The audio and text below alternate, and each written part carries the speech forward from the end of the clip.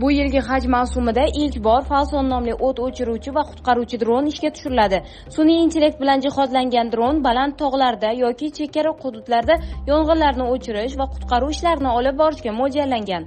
U yuqori balandliklarda 12 soatgacha parvoz qilib, taxminan 40 kilogrammgacha yuk ko'tarishi mumkin. Dron hodisa joyidan jonli efirga uzatish imkoniyatini ham beradi. Uning asosiy afzalliklari tezkor javob berish, xodimlar uchun xavfni kamaytirish va real vaqt rejimida tasvirga olish orqali qaror qabul qilish imkoniyatlaridan iborat.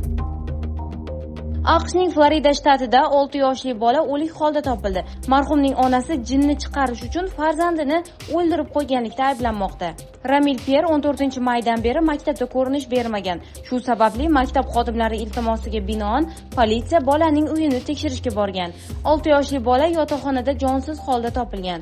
Uning onasi 31 yoshli Ronda Polinis ikkinchi darajali qotillik, o'lim haqida xabar bermaslik va jasadni o'zgartirish ayblovlari bilan hibsga olingan.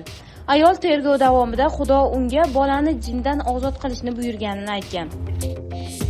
Irlandiya qirg'oqlari yaqinida 1787-yilda sirli tarzda cho'kib ketgan Britaniya kemasi qoldiqlari topildi. Ma'lum qilinishicha, Recovery kemasi bundan 350 yil muqaddam Italiyadan Irlandiyaga ketayotganda cho'kib ketgan. Kemada 6 kishi, jumladan kapitanning 2 o'g'li ham bo'lgan.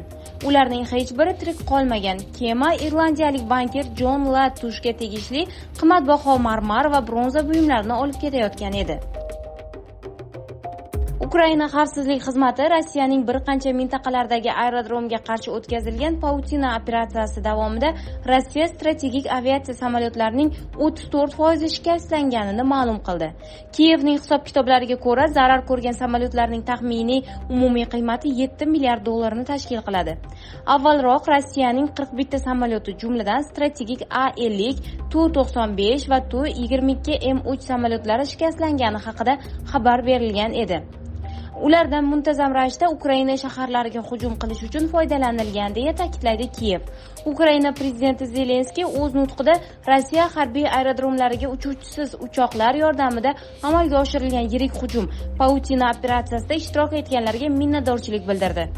Xavfsizlik xizmatiga, shaxsan general Malyukka, shuningdek, operatsiyada ishtirok etgan barchaga rahmat. Biz operatsiyani 1,5 yildan ko'proq vaqt davomida tayyorladik. Rejalashtirish, tashkil etish, barcha tafsilotlar mukammal tarzda tayyorlangan. Ishonch bilan aytish mumkinki, bu mutlaqo noyob operatsiya, deb yozgan davlat rahbari ijtimoiy tarmoqlarda. G'azo Sog'liqni saqlash vazirligi bosh direktori Munir Al-Bushning aytishicha, Isroil qamal ostidagi hududga gumanitar yordam olib kirayotgan 3000 ga yaqin yuk mashinasining kirib kelishiga to'sqinlik qilmoqda. Ijtimoiy tarmoqlardagi sahifasida e'lon qilgan bayonotida Bush Isroil mintaqada AQSh ko'magida qotilliklar sodir etayotganini aytdi. G'azodagi shifoxonalarning dori-darmon taqchilligi sababli ayanchli ahvolda ekanligini ta'kidlagan Bush, hozirda Arishda tibbiy yordam kutayotgan 3000 yuk mashinasi Isroil tomonidan to'siqlar tufayli G'azoga kira olmayapti dedi.